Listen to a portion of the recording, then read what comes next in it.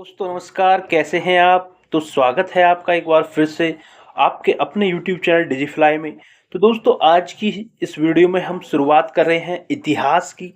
जी हाँ दोस्तों, हम जो कवर कर रहे हैं आपकी जो यूथ कंपटीशन टाइम्स की किताब है जीएस रैपिड फायर सीरीज, जिसमें 25,000 प्लस वन लाइनर क्वेश्चन है, उसको हम दोस्तों कवर कर रहे हैं।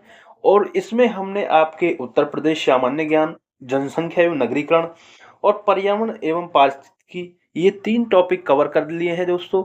जिसको वीडियो देखनी है वो प्लेलिस्ट में जाके वहाँ पे वीडियोस को देख सकते हैं हमारे चैनल पर। तो दोस्तों आज की वीडियो में हम जानेंगे इतिहास के जो महत्वपूर्ण प्रश्न हैं, जो कि आपकी यूपी पीसीएस और यूपी आरओआरओ और जितने भी यूपी पीएससी एग्जाम होते हैं उन सभी के लिए इम्पोर्टेंट हैं। और इस वीडियो में हम उन प्रश्नों को कवर कर रहे हैं जो इन परीक्षाओं में पूछे गए हैं, पिछली परीक्षाओं में पूछे गए हैं। 1920 से लेकर जो अब तक परीक्षाएं हुई हैं उन सभी को प्रश्नों को इसमें हम कवर करेंगे दोस्तों। तो ये वीडियो बहुत ही महत्वपूर्ण हो जाता है जो तैयारी कर रहे हैं उत्तर प्रदेश के जितनी भी एग्जाम हैं, क्योंकि कहीं ना कहीं यही प्रश्न आपको उसमें देखने को मिलेंगे। तो चलिए दोस्तों, आगे चैनल वीडियो में आगे बढ़ने से पहले चैनल पर नए हैं तो प्लीज़ चैनल को सब्सक्राइब कर लें, और वीडियो पसंद आए तो दोस्तों वीडियो को लाइक शेयर जरूर करें। तो चलिए दोस्तों, बिना वक्त गवाए वीडियो को शुरू करते हैं और इतिहास में देखते हैं। सबसे पहले प्राचीन इतिहास, एंशिएंट हिस्ट्री से एक महत्वपूर्ण प्रश्न। चलिए यहाँ पे हम बात करेंगे भारत की प्रागैतिहासिक संस्कृतियां। तो पहला प्रश्न देखते हैं, मध्य पाषाणिक स्थलों को भौगोलिक दृष्टि से पश्चिम से पूर्व के क्रम क्या है, ये आपको बताना है। तो पहला मध्य, महदहा, फिर लेखिया, पैसरा, फिर भीर वीर भानपुर। ठीक है, आगे प्रश्न ये पूछा गया है, एक तरफ पुरातत्व स्थल है और वर्तमान स्थान है। जैसे कि नेवासा पुरातत्व स्थल है, ये कहाँ है वर्तमान में। तो नेवासा आपका महाराष्ट्र में है, और ईशमपुर की बात करें तो आपका कर्नाटक में है, और डिडवाना कहाँ है, राजस्थान, और गुड़ियाम गुफा आपकी तमिलनाडु में है दोस्तों। तो प्रश्न यहाँ से बनते हैं परीक्षा में, क्योंकि इस तरीके से प्रश्न अब पूछे जाते हैं, वर्तमान स्थिति उनकी पूछी जाती है, तो ये बहुत ही इंपॉर्टेंट हो जाते हैं। चलिए आगे देखते हैं, प्राचीन काल में आर्यों के जीविका पार्जन का मुख्य साधन क्या था। जो आर्य थे उनका क्या मुख्य साधन था जीविका चलाने का। तो वो शिकार या आखेट करना, मतलब शिकार करके ही वो अपना जीवन चलाते थे। चलिए आगे बढ़ते हैं, वह स्थल जहां से प्राचीनतम स्थायी जीवन के प्रमाण मिले हैं। वह स्थल जहां से प्राचीनतम स्थायी जीवन की बात हो रही है, यहाँ पे स्थायी जीवन के प्रमाण मिले हैं, वो मेहरगढ़ है। याद रखेंगे, ये आपका प्रश्न यूपी पीसीएस मेंस स्पेशल 2008 में पूछा गया दोस्तों। देखेंगे दोस्तों, एक प्रश्न आपका कहीं ना कहीं परीक्षाओं में पूछा गया है, तो दोस्तों प्रत्येक प्रश्न आपके लिए बहुत ही इंपॉर्टेंट हो जाता है दोस्तों। चलिए आगे बढ़ते हैं, गंगा घाटी में धान की खेती का प्राचीन प्रमाण मिले हैं। गंगा घाटी में धान की खेती के प्राचीनतम प्रमाण मिले हैं, तो ये लहुरा देव है, लहुरा देव में मिले हैं। आगे मध्य पाषाणिक स्थल से पशुपालन के साक्ष्य उपलब्ध हुए हैं, बागौर से उपलब्ध हुए हैं। कहाँ से, बागौर से। आगे मध्य पाषाण काल में पशुपालन के प्रमाण मिलते हैं लेखनिया से। अगले प्रश्न की बात करते हैं, मध्य पाषाणिक प्रसंग में पशुपालन के प्रमाण मिले हैं आदमगढ़। आगे उत्खनित प्रमाणों के अनुसार पशुपालन प्रारंभ हुआ था। उत्खनित प्रमाणों के अनुसार पशुपालन प्रारंभ हुआ था मध्य पाषाण काल में। आगे मृत्या रहित नवपाषाणिक स्तर प्रकाश में आया है, ये गुफकराल से आया है। गुफकराल खाद्यान्नों की कृषि सर्वप्रथम प्रारंभ हुई थी नवपाषाण काल में। बात करें यदि खाद्यान्न जो हमारे गेहूं वगैरह है, इसकी कृषि प्रारंभ हुई थी नवपाषाण काल में हुई थी। याद रखेंगे, कृषि प्रारंभ नवपाषाण काल। अगले प्रश्न को देखते हैं, नवपाषाण कालीन गर्त निवासों के अवशेष मिले हैं। ये कहाँ मिले हैं, नवपाषाण कालीन गर्त निवासों के अवशेष आपके बुर्जहोम या गुप्त कराल में मिले हैं, बुर्जहोम और गुप्त कराल में। राख का टीला नवपाषाणिक स्थल से संबंधित है, तो वो है संगनकल्लू। क्या है, जो राख का टीला नवपाषाण की स्थल है वो किससे संबंधित है, संगनकल्लू से संबंधित है। याद रखेंगे, बहुत ही इंपॉर्टेंट प्रश्न है ये। आगे बढ़ते हैं, भारतीय उपमहाद्वीप में धान की खेती के प्राचीनतम साक्ष्य मिले हैं विंध्य क्षेत्र से। मानव द्वारा सर्वप्रथम प्रयुक्त अनाज था, क्या था? जौ था, जिसको यव बोलते हैं संस्कृत में, यव। तो याद रखेंगे, बहुत इंपॉर्टेंट प्रश्न हो जाता है कि मानव द्वारा सर्वप्रथम प्रयुक्त अनाज जौ था। वस्त्रों के लिए कपास की खेती का आरंभ सबसे पहले किया भारत ने। वस्त्रों के लिए कपास की खेती पूछा जाएगा प्रश्न। वस्त्रों के लिए कपास की खेती का जो आरंभ था सबसे पहले कहाँ किया? भारत ने किया, भारत में हुआ। आगे वृद्ध पाषाण स्मारकों की पहचान की गई मृतक को दफनाने के स्थानों के रूप में। आगे बात करें, बहुत ही इंपॉर्टेंट प्रश्न है यहाँ पे, एक ही कब्र से 3 मानव कंकाल निकले हैं। एक ही कब्र से 3 मानव कंकाल निकले हैं, कहाँ? उसे क्या कहा? दमदमा उसे कहा गया है, दमदमा से। वेरी इंपॉर्टेंट प्रश्न। आगे बढ़ते हैं अगले प्रश्न की तरफ। विंध्य क्षेत्र के वह शिलाश्रय जहां से सर्वाधिक मानव कंकाल मिले हैं वो लेखिया है, क्या है? लेखिया है। इंपॉर्टेंट प्रश्न, बार बार देखिए ये रिपीट हो रहा है। आगे, भारत में वह शिलाश्रय जहां से सर्वाधिक चित्र प्राप्त हुए हैं, तो भीमबेटका है। इंपॉर्टेंट प्रश्न है, भारत में वह शिलाश्रय जहां से सर्वाधिक चित्र प्राप्त हुए हैं, तो वह भीमबेटका की गुफा है, भीमबेटका।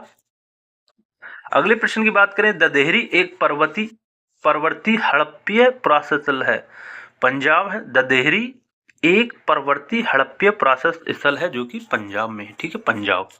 आगे, ताम्र पाषाणिक स्थल नवदा अवस्थित है मध्य प्रदेश में। तो नवदा कहाँ स्थित है? अवस्थित है मध्य प्रदेश में। आपसे पूछ लेगा कि नवदा वर्तमान स्थिति मध्य प्रदेश। चलिए आगे बढ़ते हैं। गैरिक मृदभांड पात्र ओसीपी का नामकरण हुआ है हस्तिनापुर, क्या हुआ है? हस्तिनापुर। अगले प्रश्न की तरफ बढ़ते हैं। भारत का वह स्थल जहां खुदाई से लोह धातु के प्रचलन के प्राचीनतम प्रमाण मिले हैं, तो वो कौन सा है? अतरंजी खेड़ा, क्या है वो? अतरंजी खेड़ा है वह स्थल जहां से लोह धातु के प्रचलन के प्रमाण मिले हैं, लोह धातु के, तो वो कौन सा है? अतरंजी खेड़ा है वह स्थल। आगे बात करें, ताम्रशम काल में महाराष्ट्र के लोग मृतकों के शरीर को फर्श के नीचे रखकर दफनाते थे, तो ये दिशा कौन सी थी? उत्तर से दक्षिण की ओर, उत्तर से दक्षिण की ओर। इंपोर्टेंट प्रश्न है। चलिए आगे बढ़ते हैं दोस्तों अगले प्रश्न की तरफ। और यहाँ पे देखते हैं पहला प्रश्न, कोपेनहेगन संग्रहालय की सामग्री से पाषाण, कांस्य और लोह युग का त्रियुगीन विभाजन किया है, क्या था? तो ये थॉमसन ने किया था। आगे बात करें, भारत में प्रथम पुरापाषाणिक उपकरण की खोज करने वाले रॉबर्ट ब्रुशफुट थे, इंपोर्टेंट है, भूगर्भ वैज्ञानिक थे, इन्होंने कुल्हाड़ी की खोज की थी। रॉबर्ट ब्रुशफुट ये भूगर्भ वैज्ञानिक थे। आगे बात करें, ताम्र पाषाणिक स्थल नवदा टोली का उत्खनन किया था, ये एच.डी. सांकलिया ने किया था। किसने? एच.डी. सांकलिया ने किया था। बात करें नवदा टोली कहाँ है आपका? मध्य प्रदेश में है। आगे, भीमबेटका की गुफाएं प्रसिद्ध हैं शैल चित्र के लिए। देखिए सबसे ज्यादा शैल चित्र यहाँ से प्राप्त हुए हैं, इंपोर्टेंट प्रश्न है। आगे, दमदमा नामक पुरातत्व स्थल संबंधित है, तो दमदमा ये आपका मध्य पाषाण काल से संबंधित है। दमदमा जहाँ एक ही जगह 3 मानव कंकाल पाए गए, एक ही जगह से 3 मानव कंकाल प्राप्त हुए, दमदमा ये आपका मध्य पाषाण काल से संबंधित है दोस्तों। अब बात करेंगे सिंधु सभ्यता एवं संस्कृति, इससे जो महत्वपूर्ण प्रश्न बने हैं उनको देखेंगे। यहाँ पे देखते हैं पहला, सूची फर्स्ट को सूची सेकंड से मिलाना है। इस प्रकार के प्रश्न दोस्तों ज्यादातर देखने को मिलते हैं ये सूची वाले। तो यहाँ पे एक तरफ हड़प्पा स्थल है और एक फसल है। जो चान्हूदड़ों से जो प्राप्त हुई है फसल वो सरसों है, चान्हूदड़ों से सरसों। हड़प्पा से आपका तिल और कुंतासी से कोदो और हुलास से धान, ये जो फसल हैं ये प्राप्त हुई हैं, याद रखेंगे। आगे, हड़प्पा सभ्यता से जल संरक्षण के साक्ष्य मिले हैं। जल संरक्षण की यहाँ पे बात हो रही है। हड़प्पा सभ्यता से जहां से जल संरक्षण के साक्ष्य मिले हैं वो आपका धौलावीरा है। और इम्पोर्टेंट हो जाता है दोस्तों अगर यदि बात हो रही है जल संरक्षण की, तो जैसा कि आप देख सकते हैं आपके समय में भी जल संरक्षण के ऊपर बात हो रही है। तो देखिए 2023 में प्रश्न पूछा गया करंट में, तो ये बहुत इंपॉर्टेंट हो जाता है। जहां जल संरक्षण की बात हो रही है, कहां से साक्ष्य मिले हैं? धौलावीरा से मिले थे। चलिए आगे, हड़प्पीय प्रस्थल बनावली स्थित है आपका, रंगोई नदी पर स्थित है बनावली, याद रखेंगे बनावली कहाँ है? रंगोई नदी पर स्थित है। आगे, हड़प्पा सभ्यता का स्थल मांडी, एक सभ्यता का स्थल, हड़प्पा सभ्यता का एक स्थल है जिसको मांडी के नाम से जाना जाता है, भारत के किस राज्य में स्थित है? यदि आपसे प्रश्न बनता है तो ये उत्तर प्रदेश राज्य से संबंधित है। उत्तर प्रदेश में स्थित है यह स्थल मांडी, याद रखेंगे दोस्तों। दोस्तों वीडियो पसंद आ रही हो तो वीडियो को लाइक शेयर जरूर करते रहें दोस्तों। चैनल पर नए हैं तो प्लीज चैनल को सब्सक्राइब करके हमें सपोर्ट करें दोस्तों, क्योंकि हम इस कंप्लीट जीएस जो वन लाइनर है, जो कि आपके उत्तर प्रदेश में होने वाली जितनी परीक्षाएं हैं उसके लिए काफी महत्वपूर्ण हो जाती है, इसको दोस्तों हम कवर करेंगे दोस्तों। और आप देख रहे हैं दोस्तों, ये प्रश्न जितने भी प्रश्न हैं वो पूछे गए हैं, जो परीक्षाएं होती हैं बड़ी बड़ी आपकी यूपी की, जो यूपी पीसीएस हुआ, आरओ हुआ, जितनी भी ये बड़ी बड़ी परीक्षाएं हैं उनसे ये प्रश्न हैं, जो कि परीक्षाओं में, छोटी मोटी परीक्षाओं में पूछे ही जाते हैं दोस्तों, और यहीं से प्रश्न आपको देखने को मिल जाते हैं। तो आपको इनको अच्छे से तैयार कर लेना है दोस्तों। वादा इतना है कि जो आपका जीएस है बहुत ही कम समय में बहुत ज़्यादा आपका तैयार हो जाएगा दोस्तों, क्योंकि हम 10 से 20 मिनट की वीडियोस होती हैं हमारी, जिसमें हम कवर करते हैं महत्वपूर्ण प्रश्नों को, जो कि परीक्षा की दृष्टि से काफ़ी इम्पोर्टेंट होते हैं। तो चलिए आगे बढ़ते हैं प्रश्न की तरफ। सिंधु घाटी की सभ्यता के पुरास्थल से नाव के चित्र या मॉडल प्राप्त हुए हैं। तो ये मोहनजोदड़ो एवं लोथल है, मोहनजोदड़ो एवं लोथल से प्राप्त हुए हैं। आगे, मोहनजोदड़ो से प्राप्त पशुपति शिव की प्रसिद्ध मोहर किस पशु अंकन नहीं है? तो सांड का जो है उस पर अंकन नहीं है। प्रसिद्ध मोहर पर, पशुपति शिव की प्रसिद्ध मोहर पर सांड का पशु का अंकन नहीं है। आगे बात करें, हड़प्पा संस्कृति के पूर्वी सीमांत का निर्धारण करता है। तो ये आलमगीरपुर करता है। कौन करता है? आलमगीरपुर, जो कि आपका मेरठ से संबंधित है, जो वर्तमान में मेरठ है, संबंधित है। आगे बात करें, मृण पट्टिका पर उत्कीर्ण सिंह युक्त देवता की कृति प्राप्त हुई है लोथल से। आगे, हाथी दांत पैमाना, वेरी वेरी इंपोर्टेंट, हाथी दांत पैमाना हड़प्पीय संदर्भ में मिला है, तो ये लोथल से मिला है, लोथल से। आगे बात करें, हड़प्पा का उत्खनन करने वाला प्रथम पुरातत्वविद जो इसके महत्व को समझ पाया था, तो वो कौन था? सर जॉन मार्शल थे, जो इसके महत्व को समझ पाए थे। हड़प्पा का उत्खनन करने वाला प्रथम पुरातत्वविद, ठीक है, सन जॉन मार्शल थे, याद रखेंगे। चलिए आगे बढ़ते हैं। सिंधु सभ्यता शब्द का प्रयोग सर्वप्रथम किया था? तो ये प्रश्न भी कहीं ना कहीं इंपोर्टेंट हो जाता है। तो सिंधु सभ्यता का सर्वप्रथम प्रयोग जो किया था वो सर जॉन मार्शल ने किया था, सन जॉन मार्शल ने। आगे, सिंधु घाटी की सभ्यता पर प्रकाश डालता है पुरातत्व संबंधी खुदाई जो हुई है, वो प्रकाश डालती है। आगे, सिंधु सभ्यता से संबंधित केंद्र जो उत्तर प्रदेश में स्थित हैं वो आलमगीरपुर एवं हुलास हैं, ठीक है, याद रखेंगे, उत्तर प्रदेश से संबंधित हैं। हड़प्पा सभ्यता स्थल लोथल स्थित है। पूछ ले आपसे, वर्तमान में जो लोथल की स्थिति है वो कहाँ स्थित है? गुजरात में स्थित है दोस्तों, याद रखेंगे। प्रश्न कहीं ना कहीं ऐसे ही बनते हैं अब, कि जो हड़प्पा सभ्यता का स्थल लोथल है उसका नाम बता दिएगा आपको, कि जो एक हड़प्पा सभ्यता का स्थल लोथल है वो वर्तमान में कहाँ स्थित है, आपसे पूछ लेगा प्रश्न, तो वो गुजरात में स्थित है। आगे, हड़प्पन संस्कृति के संदर्भ में शैलकृत स्थापत्य के प्रमाण मिले हैं, ये धौलावीरा से मिले हैं। कहाँ से? धौलावीरा से। और वेरी वेरी इंपोर्टेंट प्रश्न की तरफ बढ़ते हैं। एक जुते हुए खेत की खोज की गई है कालीबंगा दोस्तों, काली जुते हुए खेत जो मिले हैं वो कालीबंगा से प्राप्त हुए हैं। भारत का सबसे बड़ा हड़प्पन पुरास्थल है। अगले प्रश्न की बात करें, भारत का सबसे बड़ा हड़प्पन पुरास्थल है राखीगढ़ी है दोस्तों, का है, क्या है? राखीगढ़ी। आगे, अधिसंख्य हड़प्पा स्थल स्थित हैं सिंधु घाटी में ये स्थित हैं। मूर्ति पूजा का आरंभ माना जाता है, तो पूर्व आर्य प्री आर्यन से माना जाता है मूर्ति पूजा का आरंभ दोस्तों, यदि आपसे प्रश्न बन जाता है तो ये पूर्व आर्य से माना जाता है, याद रखेंगे। आगे बात करें, हड़प्पा संस्कृति की जानकारी का प्रमुख स्रोत क्या है? पुरातत्व खुदाई दोस्तों, प्रकाश भी डालता है पुरातत्व खुदाई। आगे, अवेस्ता और ऋग्वेद में समानता है। अवेस्ता क्षेत्र संबंधित है, ये ईरान से संबंधित है। अवेस्ता क्षेत्र की बात हो रही है यहाँ पे, जो अवेस्ता और ऋग्वेद में समानता है, ये क्षेत्र अवेस्ता संबंधित है ईरान से। भारत में कपास की खेती का सबसे पहला साक्ष्य प्राप्त हुआ है मेरठ मेहरगढ़ से। हड़प्पा का वह स्थान जहां पर मिट्टी की हल्की आकृति मिली है, तो ये आपका बनावली है। और बात करें अगले प्रश्न की, वह स्थान जहां से सब पेटिका ताबूत के प्रमाण मिले हैं वो हड़प्पा है। आगे बात करें अगले प्रश्न की, सिंधु घाटी सभ्यता का पोर्ट टाउन बंदरगाह था लोथल में। भारत में स्वतंत्रता के बाद सर्वाधिक संख्या में हड़प्पन स्थलों की खोज हुई है वो गुजरात में हुई है। वेरी वेरी इंपॉर्टेंट प्रश्न बन जाता है आपके लिए। जो भारत में स्वतंत्रता के बाद सर्वाधिक हड़प्पन स्थलों की जो खोज हुई है वो आपकी गुजरात में हुई है, सबसे ज्यादा खोज। चलिए बढ़ते हैं अगले प्रश्न की तरफ। और अब यहाँ पे बात करेंगे ऋग्वैदिक एवं उत्तर वैदिक काल से जो महत्वपूर्ण प्रश्न पूछे गए हैं उनके बारे में। और दोस्तों देखेंगे पहला प्रश्न, ऋग्वेद में उल्लेखित 10 राज युद्ध लड़ा गया, ये कहाँ लड़ा गया? परशुनी नदी के तट पर ये लड़ा गया। परशुनी नदी के तट पर 10 राजाओं वाला जो युद्ध है जो ऋग्वेद में उल्लेखित है हमारा, वो परशुनी नदी के तट पर लड़ा गया। आगे पुराणों के 5 लक्षणों का उल्लेख मिलता है मत्स्य पुराण में, मत्स्य पुराण में मिलता है। आगे 1028 संस्करण किसमें है वेद में? तो ये ऋग्वेद में है। अष्टक भी कहा जाता है तो ऋग्वेद को। दोस्तों आपसे ऋग्वेद को यदि दूसरा नाम पूछे तो अष्टक भी इसको कहा जाता है। चलिए आगे तर बढ़ते हैं। सूची फर्स्ट को सूची सेकंड से मिलाना, एक तरफ वेद है और एक तरफ उन वेदों से संबंधित ब्राह्मण हैं।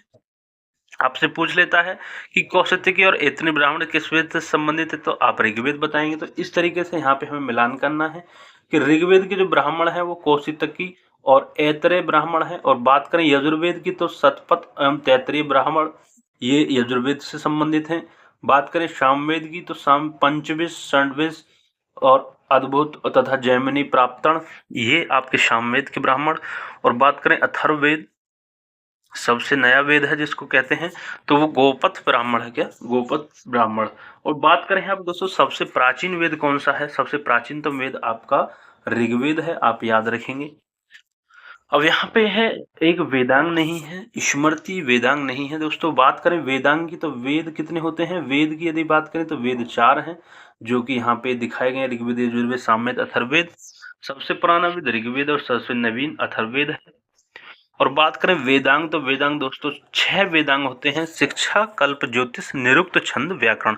ये 6 वेदांग हैं। कौन कौन से? शिक्षा, कल्प, ज्योतिष, निरुक्त, छंद और व्याकरण, ये 6 वेदांग हैं। यहाँ पे जो वेदांग नहीं है स्मृति नहीं है दोस्तों, स्मृति वेदांग नहीं है। अगले प्रश्न की तरफ बढ़ते हैं। वैदिक कालीन प्रशासन में भागदोह अधिकारी था। वैदिक कालीन प्रशासन में जो भागदोह अधिकारी था वो राजस्व कर जमा करने वाले को क्या कहते थे? भागदोह कहते थे, याद रखेंगे। आगे वह ग्रंथ जिसमें आयुर्वेद शब्द का उल्लेख हुआ है। आयुर्वेद शब्द का उल्लेख यदि आपसे पूछ ले किस ग्रंथ में होता तो वो ऋग्वेद में हुआ है। आगे महाभारत ग्रंथ का उपनाम क्या है? सत संहिता इसे कहते हैं, सत सहस्त्री संहिता इसे कहते हैं महाभारत को। आगे पवित्र गायत्री मंत्र अंतर्विष्ट है ऋग्वेद में। पवित्र गायत्री मंत्र कहाँ है? ऋग्वेद में। गायत्री मंत्र का नाम से प्रसिद्ध मंत्र सर्वप्रथम मिलता है ऋग्वेद। देखिए प्रश्न कैसे गुहा पर आगे पूछा गया है।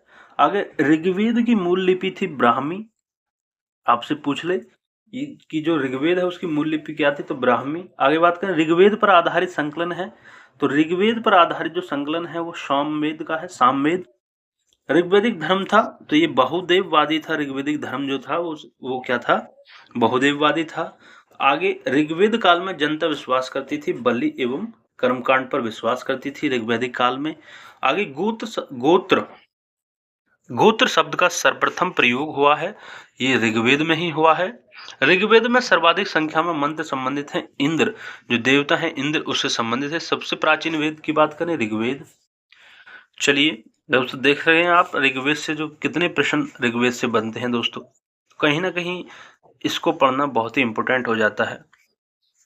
आगे वह वैदिक ग्रंथ जिसमें वर्ण शब्द का नाम उल्लेख मिलता है, वर्ण शब्द का, तो वो भी ऋग्वेद है। ऋग्वेद में उल्लेखित यव शब्द किस कृषि उत्पाद हेतु प्रयुक्त किया गया है? तो जो जौ होते हैं, जौ, उसके लिए यव का प्रयोग किया गया है। बात करें अगले प्रश्न की। ऋग्वेद में उल्लेखित प्रसिद्ध 10 राजाओं का युद्ध लड़ा गया, देखिए फिर से पूछा गया है, तो परशुनी जो वर्तमान में रावी नदी कहते हैं, रावी किनारे ये लड़ा गया था।